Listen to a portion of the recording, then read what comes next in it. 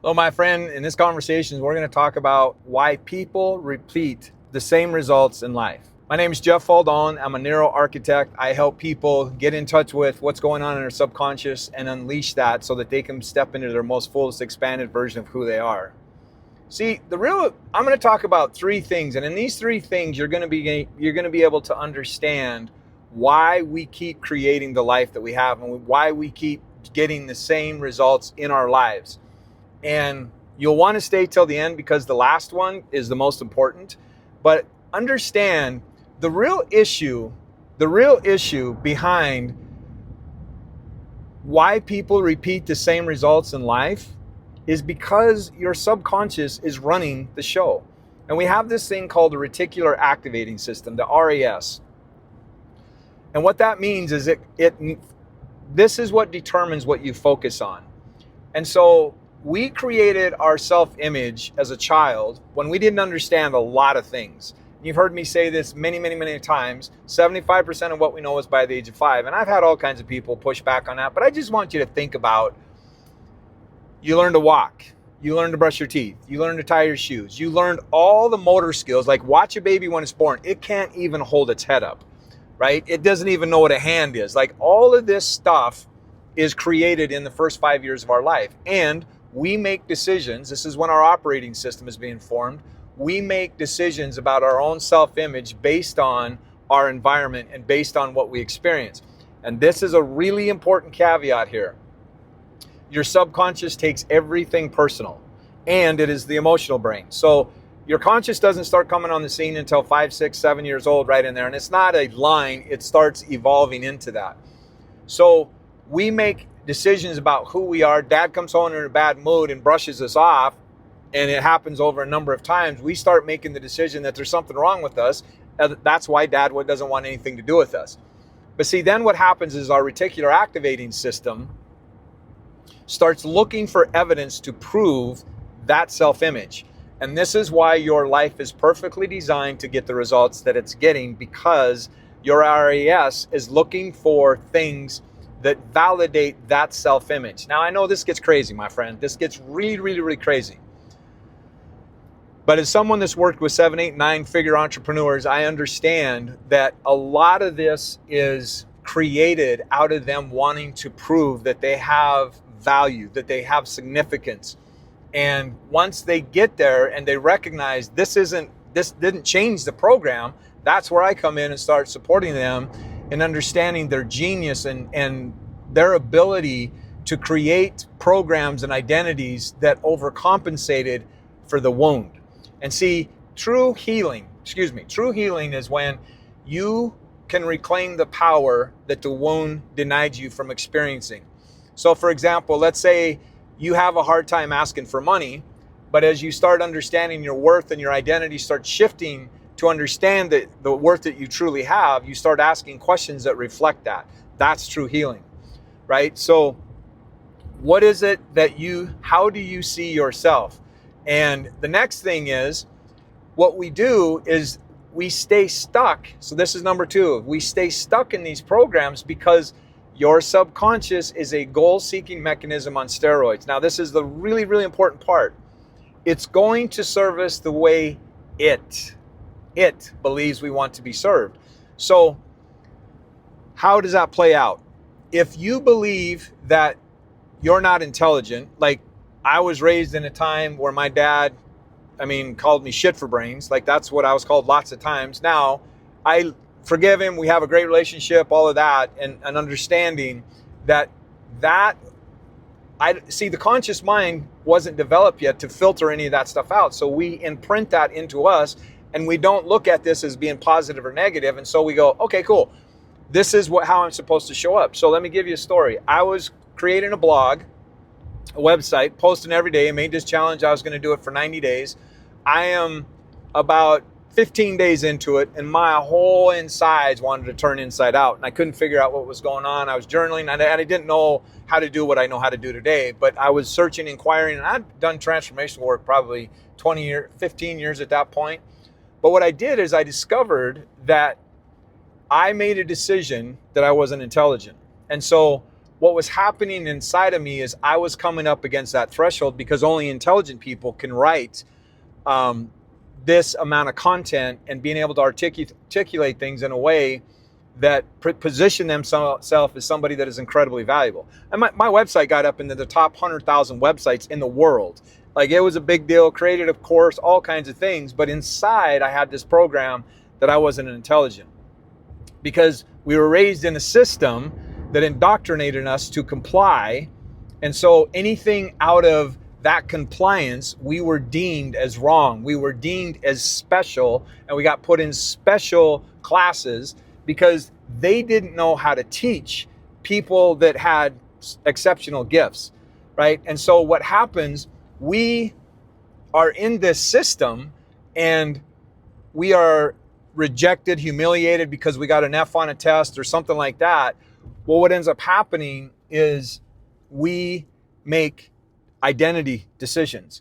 And I'm not intelligent, I'm not smart, I don't fit in, I'm weird, I'm not significant, I'm not worthy, whatever it is. And then then our RAS and our subconscious starts playing out that program. And it starts compounding.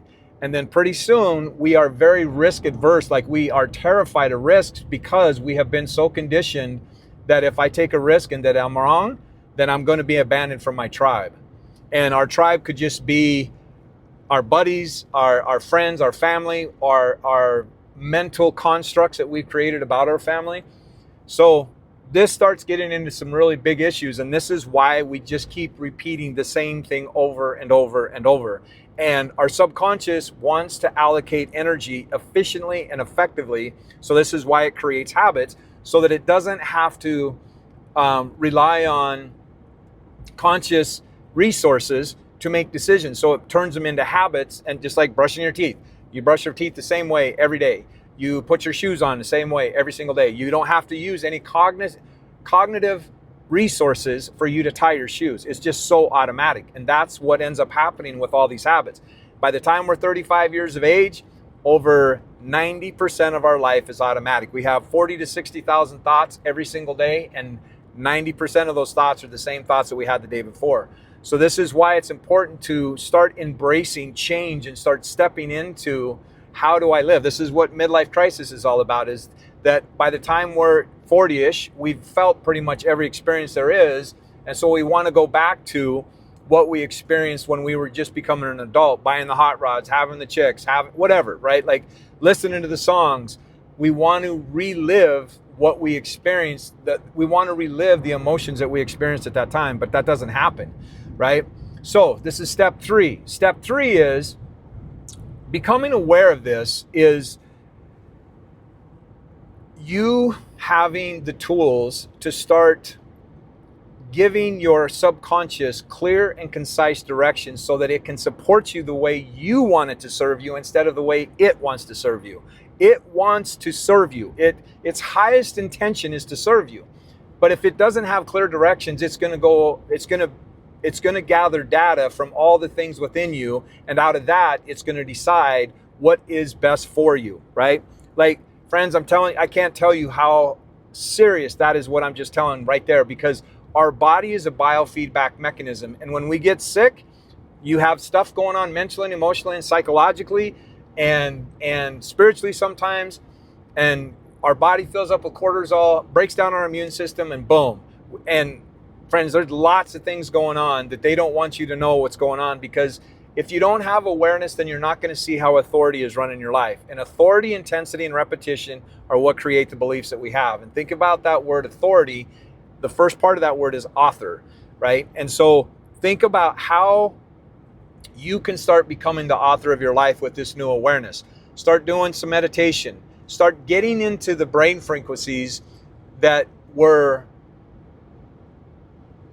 get into the same brain frequencies that created the programming, which is delta and theta, some alpha, but theta is really where a lot of this programming took place. And so getting into those theta brain frequencies and then asking yourself questions, spending time with God, really reflecting on, who did I decide that I am?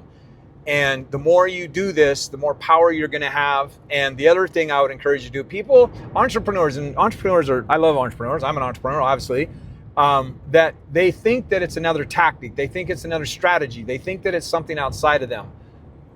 So it's like you have this Ferrari, and you buy this Ferrari and it's all amazing and you're so excited to have it, but it doesn't stay up. Your friend, and say your friend buys another Ferrari, exact same model, everything's the exact same, maybe a different color, but your Ferrari doesn't even come close to the performance of your friend's Ferrari. And you're like, what is going on? So you go and bolt on bigger turbos.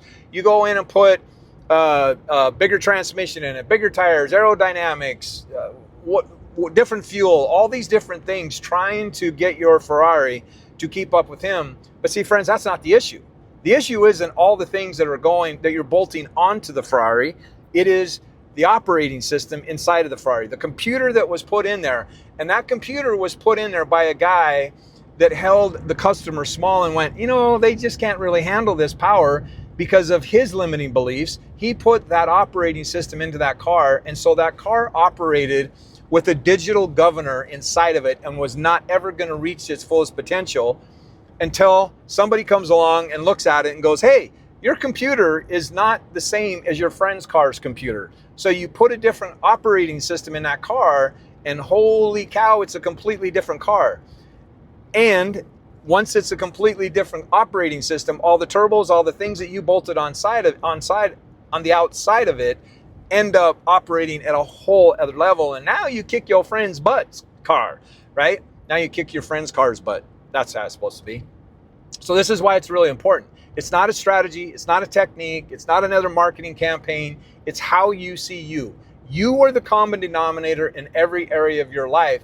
And the more you stand in this, and the more you see yourself compassionately and letting go of the pain of the things that have happened, the more you're going to be able to connect with other people. And it doesn't matter what business you're in, people are part of that process. You are selling to customers. You are managing employees. You are managing a team. You are part of creating services and products for other people. And if you don't know how to connect with them, you're going to struggle really, really hard. One of the biggest hidden costs in entrepreneurship is turnover. And like, friends, I'm telling you, turnover comes because most entrepreneurs, not most, a lot of entrepreneurs don't recognize how they're showing up is impacting the whole team. So my friend, it all comes down to looking at the results that you're getting. And this is one of the things that stops more people than anything. People have a really, really hard time getting rigorously honest with themselves. And that's where I'm grateful that I grew up an alcoholic and drug addict and all that stuff. Like, I had to get honest. I had to get honest at the level that my life depended on it. Otherwise, I was going to kill somebody next time. I almost ended my sister's life as a result of drinking and driving. And I had to get honest at that level. And so really face what it is that's going on inside of you. The other thing is investing in you to become the person that is required to create the results that you want to create, my friend. So if you want to, don't forget, hope you enjoyed this video. Don't forget to like and subscribe, and also turn on that bell notification. And I hope you enjoyed this video. Also, if you want to subscribe, click this button here, or if you want to see the next, click here to see the next video. And you can also connect with me on Telegram or book a one-on-one call. The information is in the description. Till then, my friend, be blessed.